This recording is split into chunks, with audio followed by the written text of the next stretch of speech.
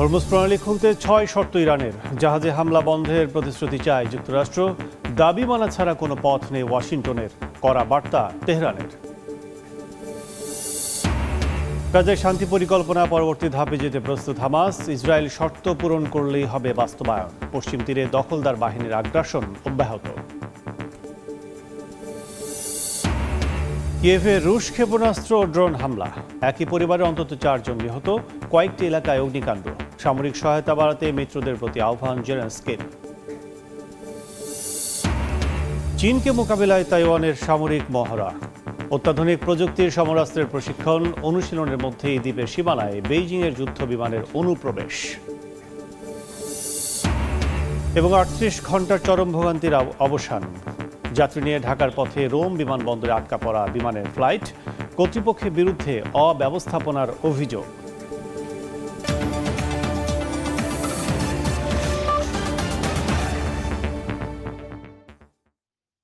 আন্তর্জাতিক সময়ের সঙ্গে আছে আমি কাজল আব্দুল্লাহ। হরমুজ প্রণালী খুলতে যুক্তরাষ্ট্রকে 6 শর্ত দিয়েছে ইরান। আইআরজিসি জানিয়েছে জলপথ অবরোধে অংশ নেয়া মার্কিন সেনা প্রত্যাহার, হামলা বন্ধ, নিষেধাজ্ঞা তুলে নেয়া ও যুদ্ধের ক্ষতিপূরণ সহ ফেরত দিতে হবে জব্দকৃত সম্পদ। ওয়াশিংটনের কাছে এসব শর্ত মানা ছাড়া আর কোনো পথ খোলা নেই বলে দাবি করেছে তেহরান। এদিকে মার্কিন ভাইস প্রেসিডেন্ট জেডি ভ্যান্স বলেছেন, হরমুজ প্রণালীতে জাহাজে হামলা বন্ধের প্রতিশ্রুতি চায় যুক্তরাষ্ট্র।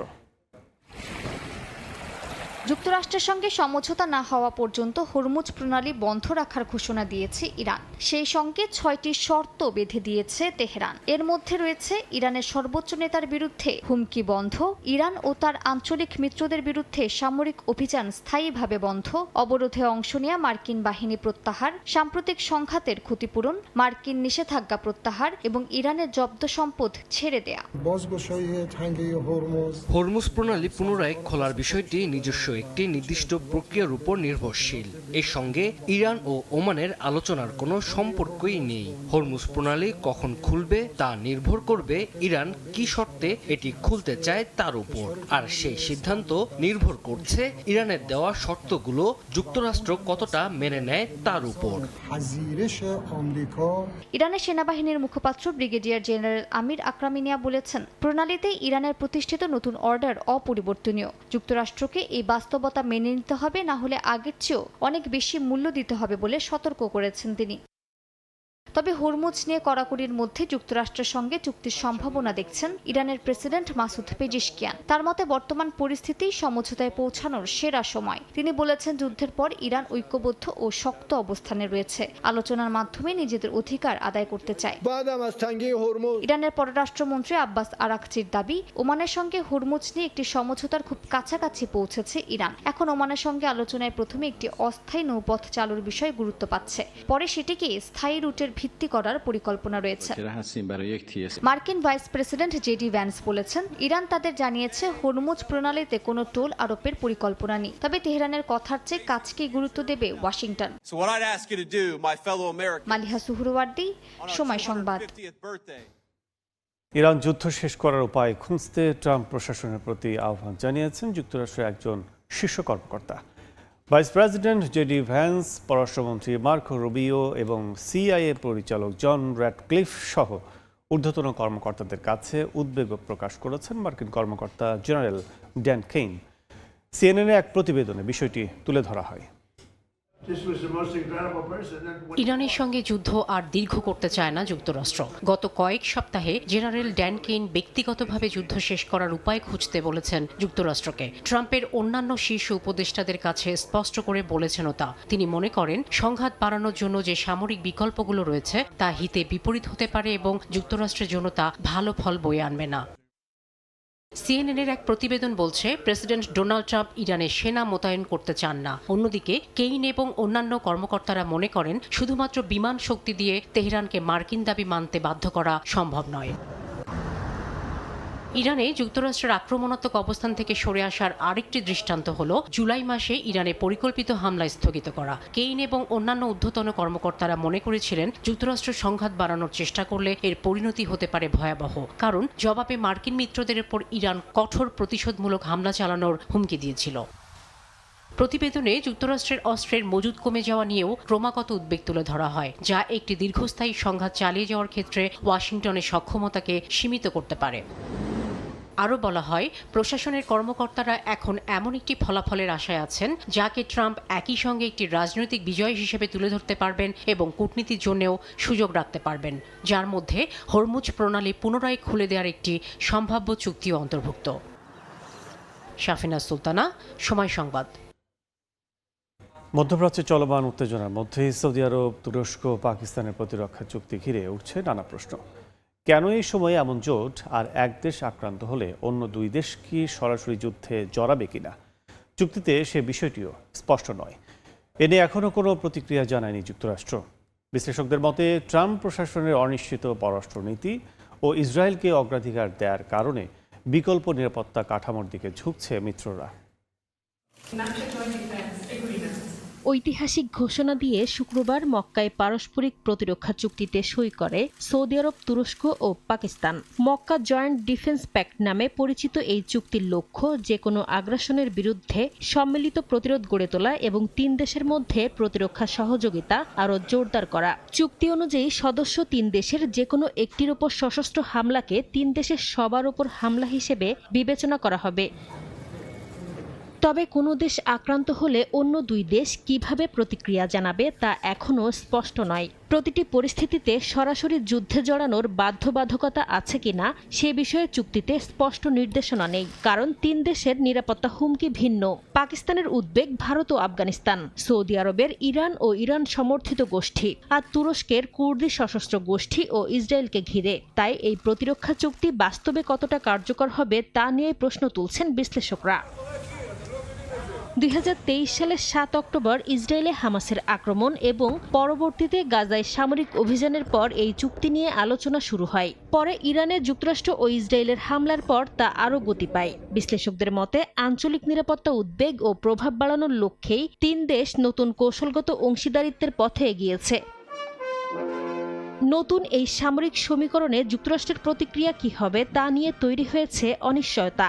দীর্ঘদিন ধরে সৌদি আরব ও তুরস্কের গুরুত্বপূর্ণ নিরাপত্তা অংশীদার ওয়াশিংটন। তবে ট্রাম্প প্রশাসনের পরিবর্তনশীল পররাষ্ট্রনীতি এবং মধ্যপ্রাচ্যে ইসরায়েলকে অগ্রাধিকার দেওয়ার কারণে যুক্তরাষ্ট্রের ঐতিহ্যগত নিরাপত্তা ছাতার বাইরে বিকল্প কাঠামো গড়ে তোলার চেষ্টা চলছে বলে মনে করছেন বিশ্লেষকরা। তাদের মতে মার্কিন নির্ভর নিরাপত্তা ব্যবস্থার বাইরে নতুন কাঠামো গড়ে তোলাই এই জোটের অন্যতম লক্ষ্য।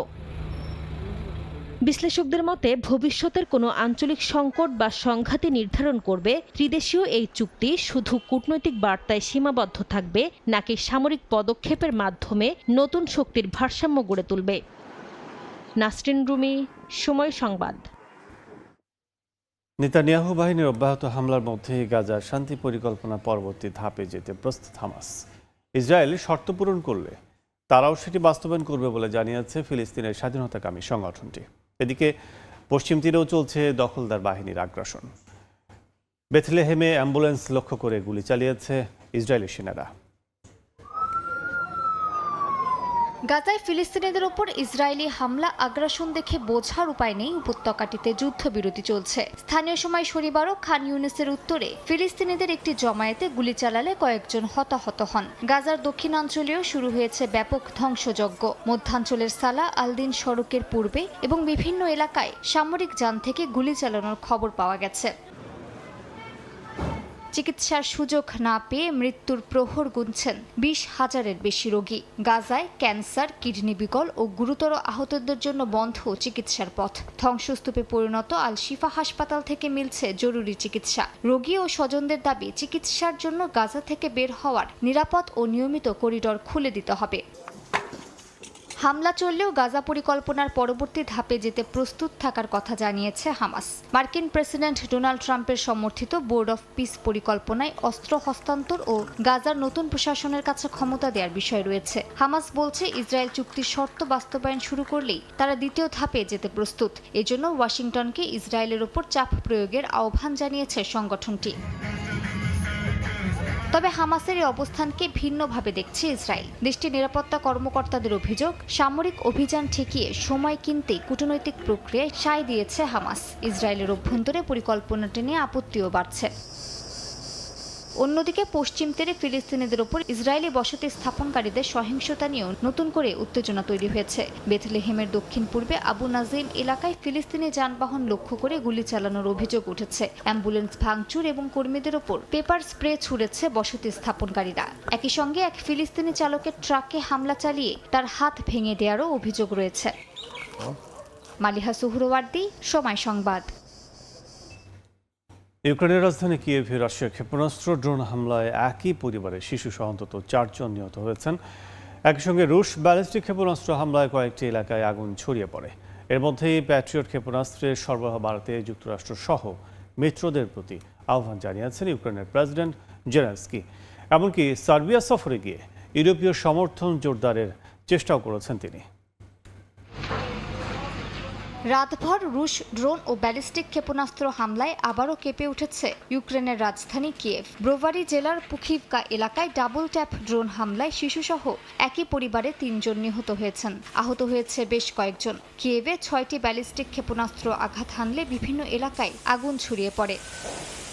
অন্যদিকে রাশিয়ার ভূখণ্ডেও পাল্টা হামলা জোরদার করেছে ইউক্রেন। ইলস্কি ও সিজরান তেল শোধনাগারে ইউক্রেনীয় ড্রোন হামলায় আগুন লেগে যায়। রুশ সামরিক সরবরাহ ও যুদ্ধ অর্থনীতিতে আঘাত হানতে এসব স্থাপনা লক্ষ্যবস্তু করা হচ্ছে বলে জানিয়েছে কিয়েভ। রাশিয়ার ব্যালিস্টিক ক্ষেপণাস্ত্র ঠেকাতে ইউক্রেনের হাতে কার্যকর প্রতিরোধ ব্যবস্থা এখনও সীমিত। যুক্তরাষ্ট্রের সরবরাহ করা প্যাট্রিয়টে এসব ক্ষেপণাস্ত্র ঠেকাতে সবচেয়ে নির্ভরযোগ্য ব্যবস্থা হলেও নেই পর্যাপ্ত ব্যাটারি ও ইন্টারসেপ্টর। প্রেসিডেন্ট ভলোদিমির জেলেনস্কির দাবি, চলতি বছরের প্রথমার্ধে গত বছরের একই সময়ের তুলনায় মিত্রদের কাছ থেকে তারা পেয়েছে মাত্র 1/3 আকাশ প্রতিরক্ষা ক্ষেপণাস্ত্র। এমন পরিস্থিতিতে আন্তর্জাতিক সমর্থন জোরদারে সার্বিয়া সফরে গেছেন জেলেনস্কি। দেশটির প্রেসিডেন্ট আলেকজান্ডার ভুসিচের সঙ্গে বৈঠকে ইউক্রেনের ইউরোপীয় ইউনিয়নে যোগদান, নিরাপত্তা, অর্থনীতি ও যুদ্ধ পরবর্তী পুনর্গঠন নিয়ে আলোচনা হয়েছে। রাশিয়ার ঘনিষ্ঠ মিত্র হলেও ইউক্রেনকে মানবিক সহায়তার কথা জানিয়েছে সার্বিয়া এবং ইউক্রেনের ইইউ সদস্যপদের প্রতি সমর্থনও পুনর্ব্যক্ত করেছে ভুসিচ। একই সময়ে রাশিয়ার উপর নতুন নিষেধাজ্ঞা আরোপে যুক্তরাষ্ট্রের সিনেটের অনুমোদন যুদ্ধের কূটনীতিতে নতুন চাপ তৈরি করছে। মালিহা সুহরওয়ার্দী, সময় সংবাদ। চীনের সম্ভাব্য হামলা ঠেকাতে বড় ধরনের সামরিক মহড়া চালিয়েছে তাইওয়ান। ক্ষেপণাস্ত্রবাহী নৌযান, ড্রোন, বিমান সহায়তার প্রশিক্ষণ চালায় দ্বীপটির সেনারা। মহড়া সরেজমিনে পর্যবেক্ষণ করেন প্রেসিডেন্ট লাই চিংতে। এদিকে তাইওয়ানের সামরিক মহড়ার মধ্যেই দ্বীপটির আকাশ সীমায় 14টি চীনা যুদ্ধ বিমান ও জাহাজ অনুপ্রবেশ ঘিরে উত্তেজনা দেখা দেয়। বন্দর থেকে দ্রুত বেরিয়ে যাচ্ছে একের পর এক ক্ষেপণাস্ত্রবাহী নৌকা। সৈকতের কাছে টহল দিচ্ছে দ্রুত গতির নৌযান। আকাশে উঠছে আক্রমণাত্মক ড্রোন। চীনা বাহিনীর সম্ভাব্য হামলা ঠেকাতে তাইওয়ানের জুইং নৌঘাঁটিতে চালানো হয় এই মহড়া। বার্ষিক হানকুয়াং সামরিক মহড়ার অংশ হিসেবে শনিবার দক্ষিণাঞ্চলীয় কাওশিয়ুংয়ে যৌথভাবে শত্রুর অবতরণ প্রতিহতের অনুশীলন করে তাইওয়ানের নৌবাহিনী। মহড়ায় অংশ নেয় ক্ষেপণাস্ত্রবাহী নৌযান, আক্রমণাত্মক ড্রোন এবং কাছাকাছি থেকে বিমান সহায়তা দেওয়ার ইউনিট। কাল্পনিক আগ্রাসী বাহিনীকে প্রতিহত করতে এসব ইউনিট সমন্বিতভাবে অভিযান পরিচালনা করে। মহড়া পর্যবেক্ষণে জুওয়িং নৌঘাঁটিতে ছিলেন তাইওয়ানের প্রেসিডেন্ট লাই চিংতে। পরে ক্ষেপণাস্ত্রবাহী নৌযানে উঠে সরাসরি প্রতিরোধ অভিযান দেখেন তিনি। এ সময় ড্রোন নিয়ন্ত্রণের মনিটরেও নজর রাখেন তিনি। তাইওয়ানের নৌবাহিনী জানিয়েছে, এই প্রশিক্ষণের মাধ্যমে তাইওয়ানের প্রতিরক্ষা সক্ষমতা ও প্রতিকূল পরিস্থিতিতে টিকে থাকার ক্ষমতা আরও শক্তিশালী হবে। একই সঙ্গে জাতীয় নিরাপত্তা রক্ষায় উচ্চমাত্রার যুদ্ধ প্রস্তুতি বজায় রাখাই এই মহড়ার মূল লক্ষ্য। এদিকে তাইওয়ানের সামরিক মহড়ার মধ্যেই দ্বীপটির আকাশসীমায় অনুপ্রবেশ করেছে চীনা যুদ্ধবিমান ও জাহাজ। গত একদিনে অন্তত 14টি চীনা সামরিক বিমান, 14টি জাহাজের গতিবিধি শনাক্তের কথা জানায় তাইওয়ানের প্রতিরক্ষা মন্ত্রণালয়। জবাবে নিজেদের যুদ্ধবিমান, নৌযান এবং উপকূল ভিত্তিক ক্ষেপণাস্ত্র ব্যবস্থা মোতায়েন করে তাইপে। চলতি মাসে এখন পর্যন্ত তাইওয়ান 71 বার চীনা সামরিক বিমান এবং 86 বার জাহাজের উপস্থিতি শনাক্ত করেছে। ফারদিন মাঝহার, সময় সংবাদ। সিরিয়ার নির্বাচিত সাবেক প্রেসিডেন্ট বাশার আল আসাদের গোয়েন্দা প্রধান আদেল ইসাকে আটক করেছে লেবানন। জরুরি কাজে বৈরুতে সিরীয় দূতাবাসে গেলে সাবেক মেজরকে চিহ্নিত করেন কর্মকর্তারা। আদেল ইসাকে সিরিয়ার হাতে তুলে দেওয়ার কথা ভাবছে বৈরুত। 2024 সালের ডিসেম্বরে সিরিয়ার বাশার আল আসাদ সরকারের পতনের পর বহু সাবেক কর্মকর্তা পালিয়ে লেবাননে আশ্রয় নেন। এর মধ্যে উল্লেখযোগ্য এক নাম ছিল আসাদের গোয়েন্দা প্রধান আদেল ইসা। সম্প্রতি বৈরুতে সিরীয় দূতাবাসে যান সাবেক মেজর জেনারেল আদেল ইসা, কিন্তু দূতাবাস কর্মকর্তারা জানতে পারেন সিরিয়ায় তিনি একজন চিহ্নিত ব্যক্তি। পরে লেবাননের প্রসিকিউটর অফিসে খবর দেওয়া হলে তদন্তকারীরা তাকে আটক করে। জিজ্ঞাসাবাদে লেবাননে অবৈধভাবে প্রবেশের কথা স্বীকার করলেও নিজের বিরুদ্ধে সব অপরাধের অভিযোগ অস্বীকার করেন ৬৭ বছর বয়সী ইসা। 2015 সালে সিরিয়ার দের আজদোর প্রদেশে স্থলবাহিনীর নেতৃত্বে ছিলেন আদেল ইসা। এর আগে দেশটির 17তম ডিভিশনের কমান্ডার হিসেবে দায়িত্ব পালন করেন তিনি। 2016 সালের শেষ দিকে অবসর নেওয়া এই কর্মকর্তার বিরুদ্ধে সিরিয়ায় সামরিক দায়িত্ব পালনের সময় কোনো অভিযোগ রয়েছে কিনা তা খতিয়ে দেখছে কর্তৃপক্ষ।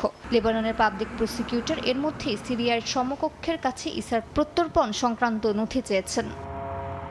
সাবেক এই জেনারেলকে আগামী সোমবার সিরিয়ায় ফেরত পাঠানোর কথা ভাবছে লেবানিজ প্রশাসন। এখন পর্যন্ত লেবাননে আশ্রয় নেয় আসাদ সরকারের আমলের কাউকে আনুষ্ঠানিকভাবে সিরিয়ায় ফেরত পাঠানোর ঘটনা ঘটেনি। তাই ইসাকে হস্তান্তর করা হলে সেটি হবে আসাদ পরবর্তী সিরিয়া ও লেবাননের মধ্যে নতুন বিচারিক সহযোগিতার প্রথম বড় নজির। তবে প্রত্যর্পণের আগে দামেস্ক থেকে আনুষ্ঠানিক অভিযোগ ও আইনি নথি পাওয়ার অপেক্ষায় রয়েছে বৈরুত। আসাদ সরকারের পতনের পর সাবেক নিরাপত্তা ও সামরিক কর্মকর্তাদের বিরুদ্ধে বিচার ও জবাবদিহির প্রক্রিয়া শুরু করেছে সিরিয়ার নতুন কর্তৃপক্ষ। এরই মধ্যে কয়েকজন সাবেক কর্মকর্তাকে গ্রেফতার ও বিচারের মুখোমুখি করা হয়েছে। এমন প্রেক্ষাপটে আদেল ইসার আটক শুধু একটি ব্যক্তিগত মামলা নয়, বরং আসাদ আমলের কথিত নির্যাতন ও মানবাধিকার লঙ্ঘনের দায় নির্ধারণে সিরিয়ার নতুন সরকারের অবস্থানেরও পরীক্ষা। মালিহা সুহরওয়ার্দী, সময় সংবাদ। কারিগরি সমস্যা কাটিয়ে ৩৮ ঘন্টা পর ঢাকার উদ্দেশ্যে রওনা হয়েছে রোমে আটকে পড়া বাংলাদেশ বিমানের ফ্লাইট। রোববারের মধ্যে ফ্লাইটটি দেশে ফিরবে বলে আশা সংশ্লিষ্টদের। বিমানবন্দরে বাংলাদেশ বিমানের বিরুদ্ধে অব্যবস্থাপনার অভিযোগ তুলেছেন অপেক্ষারত যাত্রীরা। ইতালি থেকে হাসান মাহমুদের রিপোর্টে বিস্তারিত। ইতালির রোমের আন্তর্জাতিক ফিউমিশিনো বিমানবন্দরে ৩৮ ঘন্টা ধরে আটকে থাকা ২৫৯ জন যাত্রীর চরম ভোগান্তির অবসান ঘটেছে। ঢাকা থেকে এসে স্থানীয় সময় শনিবার সন্ধ্যা ৭টায় দুজন ইঞ্জিনিয়ার বিমানটি ত্রুটিমুক্ত করেন। পরে রাত ১১টা ৪৫ যাত্রীদের নিয়ে আকাশে উড়ে বিজি ৩০৬ বাংলাদেশ বিমান। শুক্রবার সকাল ৯:১৫টায় জ্বালানি নিতে কানাডার টরন্টো থেকে রোমে পৌঁছানোর পর বিমানটিতে যান্ত্রিক ত্রুটি ধরা পড়ে। আটকে পড়া যাত্রীদের মধ্যে কানাডা ও যুক্তরাষ্ট্রের পাসপোর্টধারী প্রায় ১০০ জনকে রাতে হোটেলে নেওয়া হয়। তবে বাংলাদেশের পাসপোর্টধারীরা পড়েন চরম ভোগান্তিতে। ঘন্টার পর ঘন্টা তাদের বিমানবন্দরেই অবস্থান করতে হয়। অভিযোগ রয়েছে সংশ্লিষ্ট কর্তৃপক্ষের বিরুদ্ধে নিম্নমানের খাবার সরবরাহের। ওইখানে যে খাওয়া টাওয়া দেওয়া হয়েছে সেগুলো প্রায় ভালো মানের খাওয়া ছিল না এবং অনেকেই খেতেই পারেনি।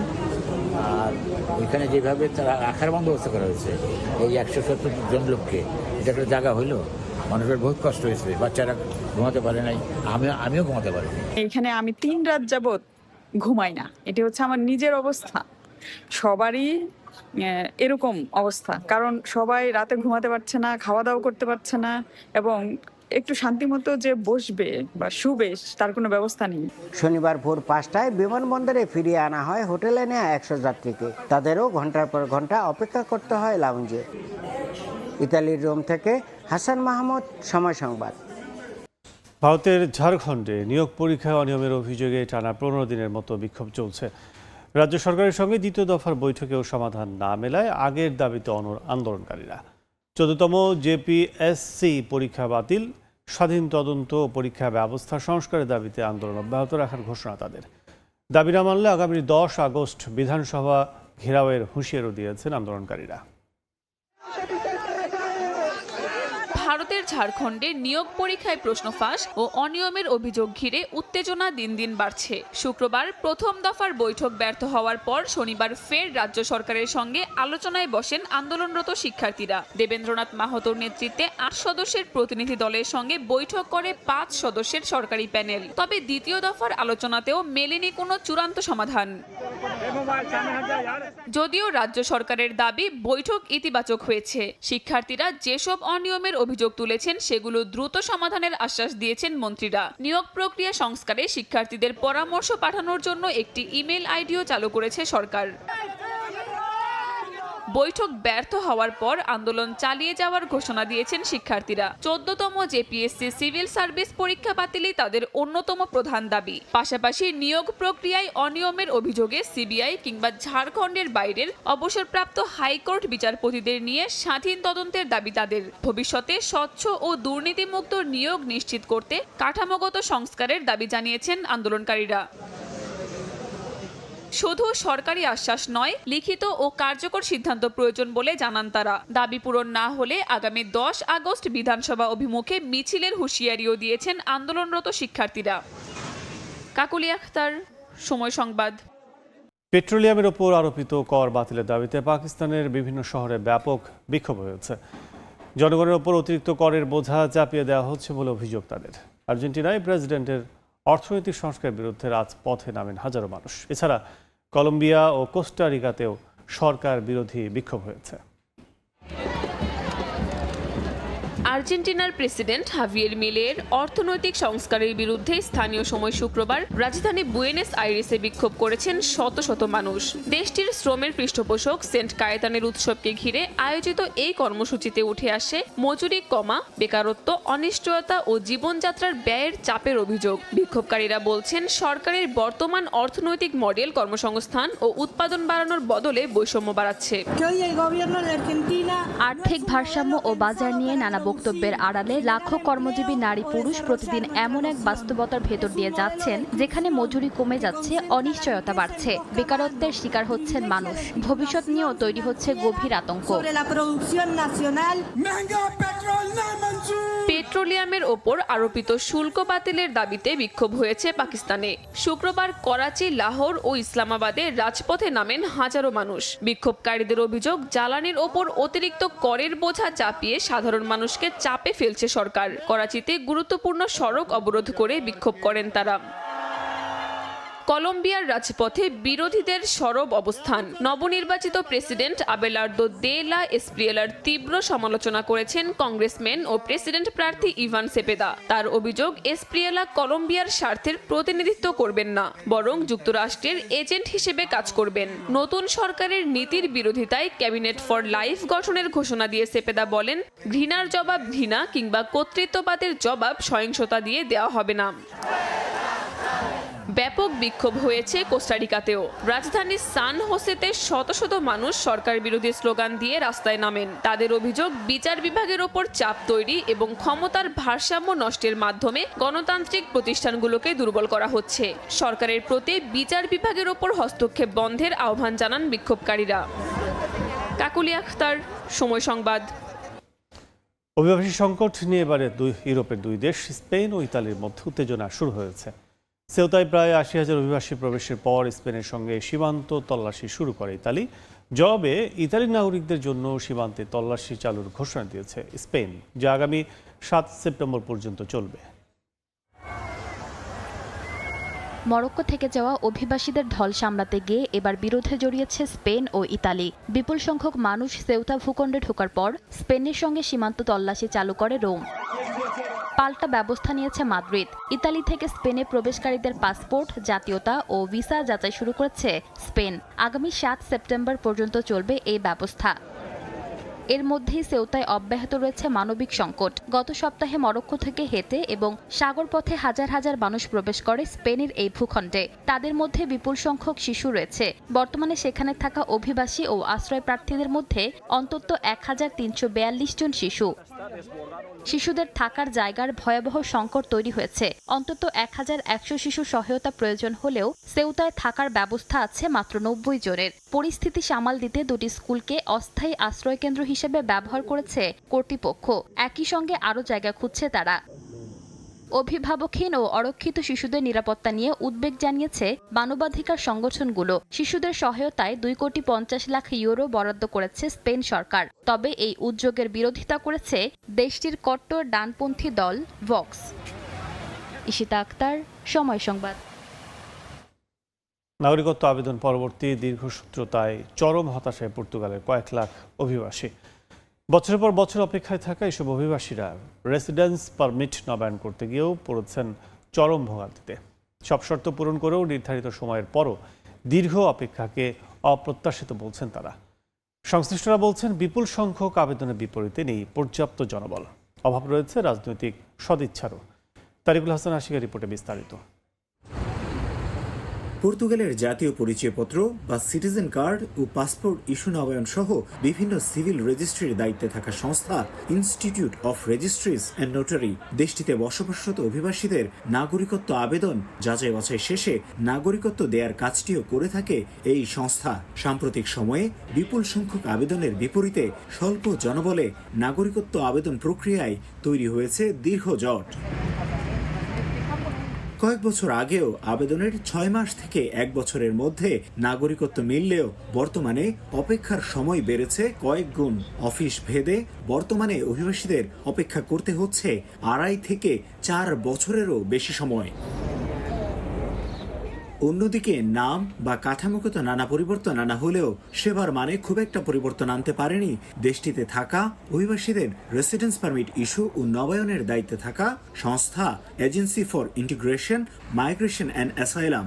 সব শর্ত পূরণের পরও রেসিডেন্স পারমিট ইস্যু ও নবায়নে দীর্ঘসূত্রিতা আর ভোগান্তির শেষ নেই অভিবাসীদের। আইন মেনে বসবাস ও জাতীয় অর্থনীতিতে গুরুত্বপূর্ণ ভূমিকা রাখার পরও নাগরিকত্ব পেতে ভোগান্তি ও দীর্ঘসূত্রিতায় চরম হতাশ অভিবাসীরা। দীর্ঘ সময় এখানে নিয়ম মেনে বসবাস করার পরেও পাসপোর্ট অ্যাপ্লাই করলে দেখা গিয়েছে যে 3 বছর 4 বছর অপেক্ষা করতে হচ্ছে। শুধু তাই না, এখনকার সময়ে আমরা দেখতেছি যে রেসিডেন্স পারমিট, যেটা টেম্পোরারি রেসিডেন্স পারমিট, এটার জন্য যেভাবেই অ্যাপ্লাই করুক না কেন, সরাসরি গিয়ে অথবা অনলাইনে, সব জায়গায় দেখা যাচ্ছে যে একটা লম্বা সময় নিচ্ছে। আমরা আশা করব সরকার আমাদের এই দিকগুলো খুব ডিলে করবে না, যতটুকু সম্ভব তাড়াতাড়ি আমাদেরকে প্রবলেমগুলো সলভ করবে।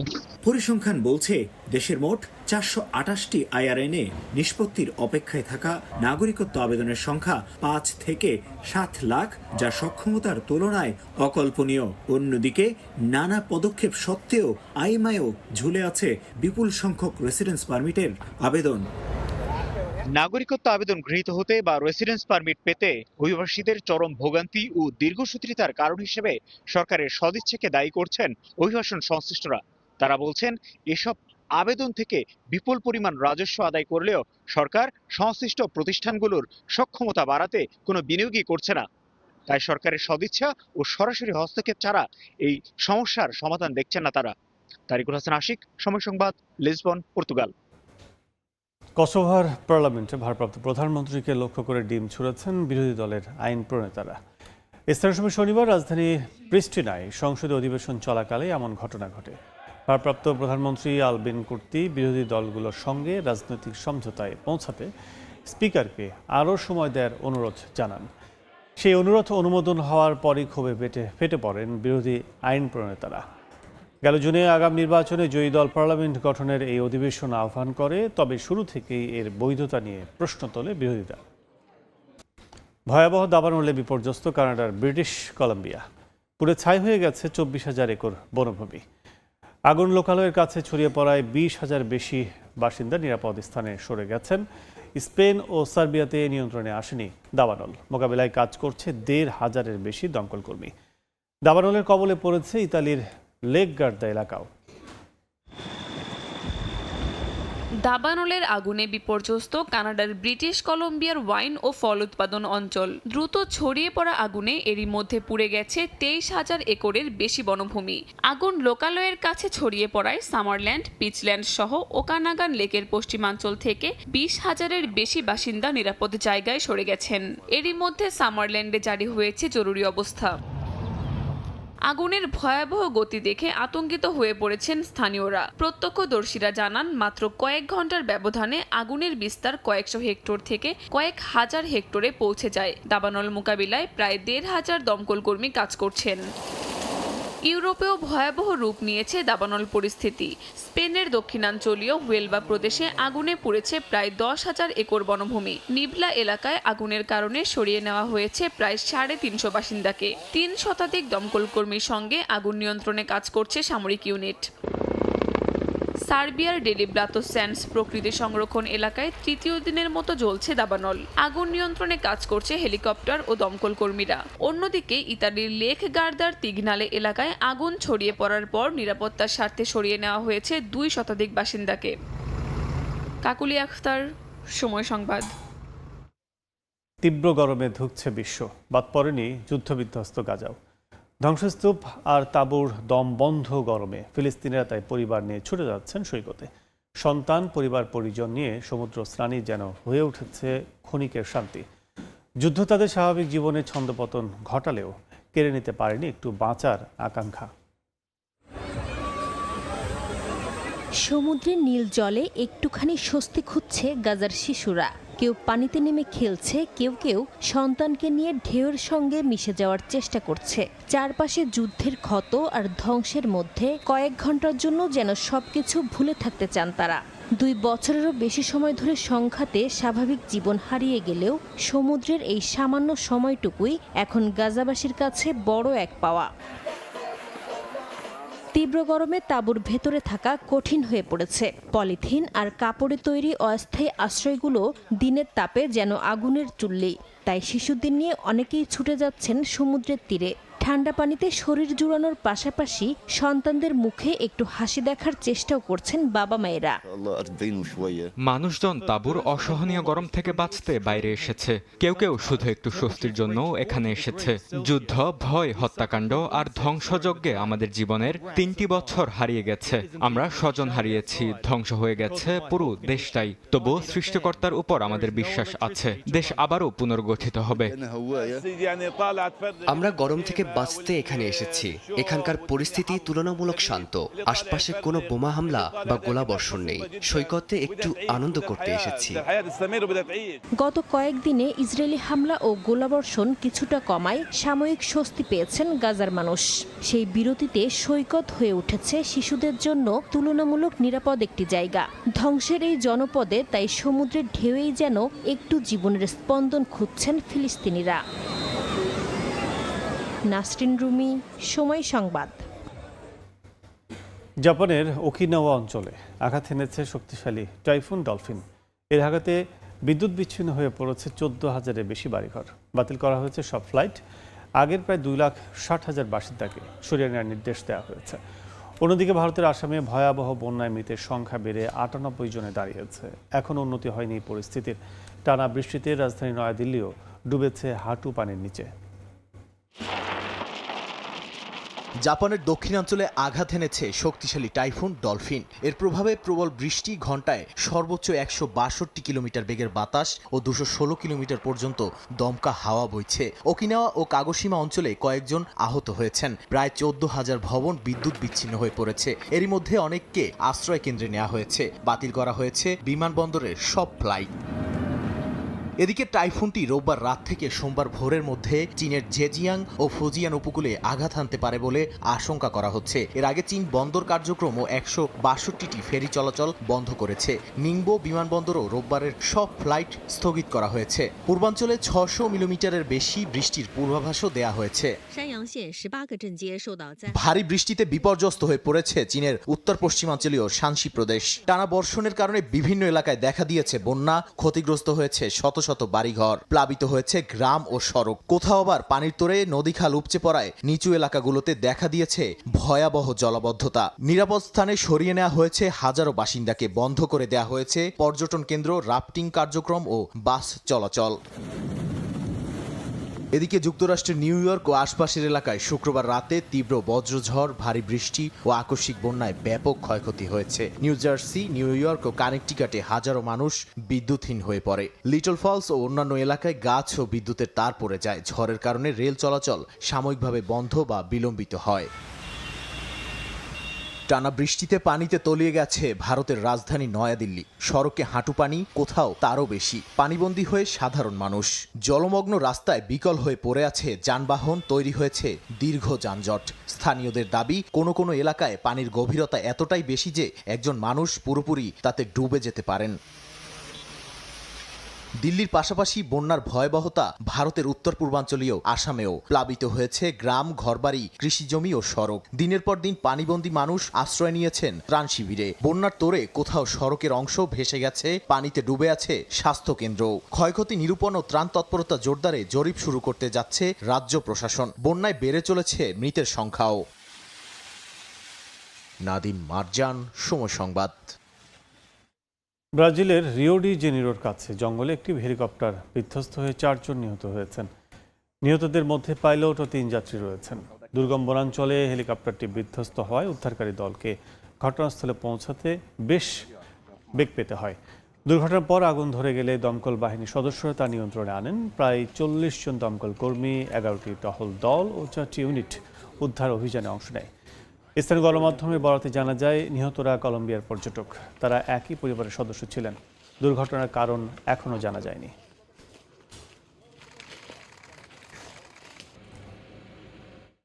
ভারতে আলাদা সড়ক দুর্ঘটনায় এক শিশুসহ অন্তত 13 জন নিহত হয়েছেন, আহত হয়েছেন 11 জন। শনিবার সকালে হিমাচল প্রদেশের চম্বা জেলায় একটি যাত্রীবাহী বাস উল্টে চালকসহ অন্তত 8 জন নিহত হয়। আহত হয় আরও 10 জন। দুর্ঘটনার সময় বাসটিতে 18 জন যাত্রী ছিলেন। এর আগে শুক্রবার উত্তরাখণ্ডের দেবাপ্রয়াগ থেকে পৌরির দিকে যাওয়া একটি গাড়ি নিয়ন্ত্রণ হারিয়ে রাস্তা থেকে প্রায় 250 মিটার গভীর খাদে পড়ে যায়। দুর্ঘটনার পর উদ্ধারে নামেন স্থানীয় বাসিন্দারা। ওই দুর্ঘটনায় প্রাণ হারান 5 জন। আহত একজনকে স্থানীয় হাসপাতালে নেওয়া হয়। দুর্ঘটনার কারণ এখনও জানা যায়নি। ইংল্যান্ডের ব্রিস্টলে শুরু হয়েছে 3 দিনের আন্তর্জাতিক হট এয়ার বেলুন উৎসব। আয়োজকদের তথ্য অনুযায়ী এবারের আয়োজনে শতাধিক হট এয়ার বেলুন অংশ নিচ্ছে।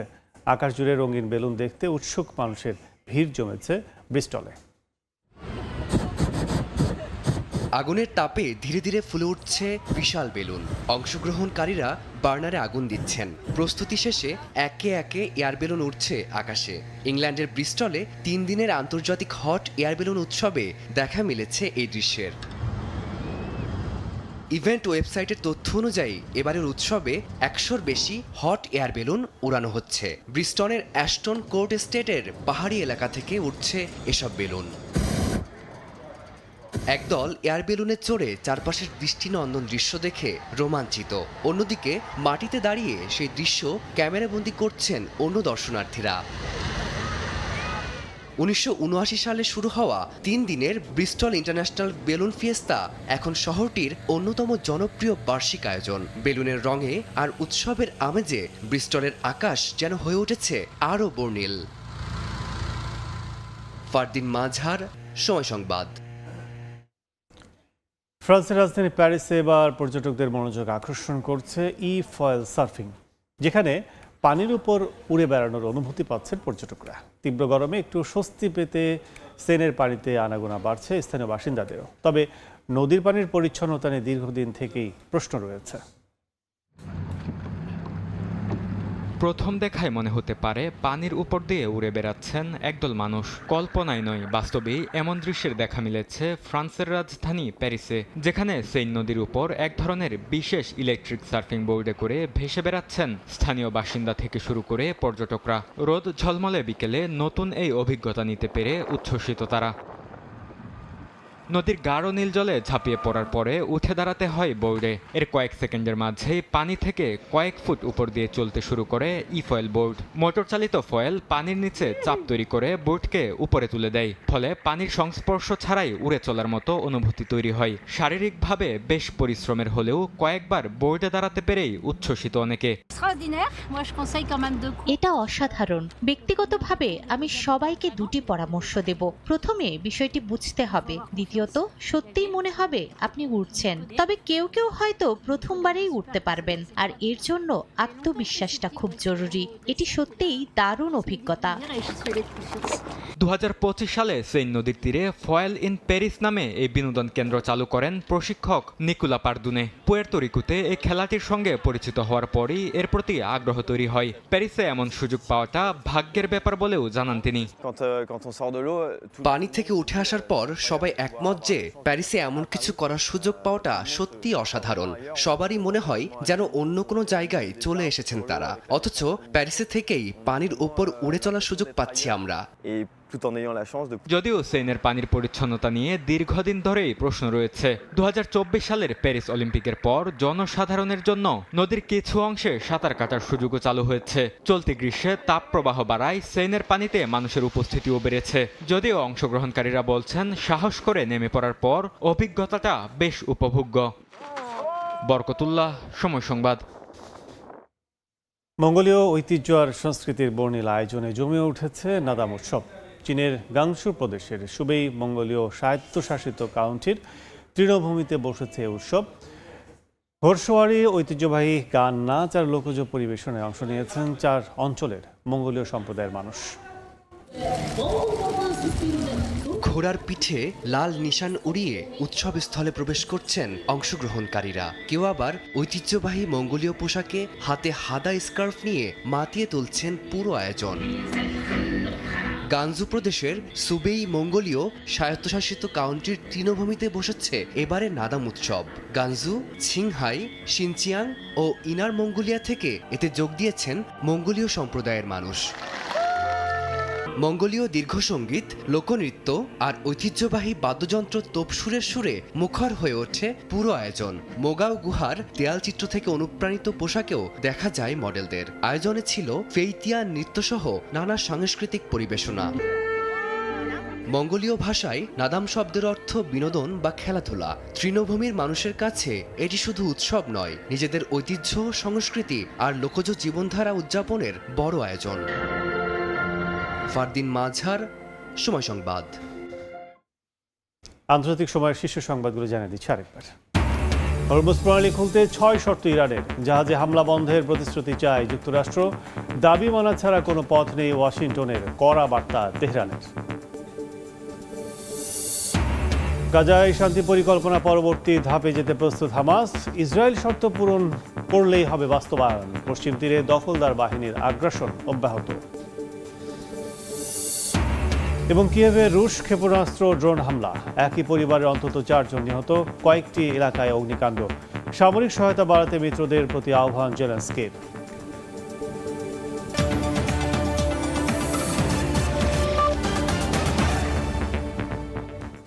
এই ছিল আন্তর্জাতিক সময়। এরপর 10টার সময় সংবাদের সঙ্গে থাকবেন আইরিন আয়াত। ধন্যবাদ আপনাকে। 10টার সময় সংবাদ নিয়ে ফিরছে কিছুক্ষণ পর, সঙ্গে থাকুন সময়ের।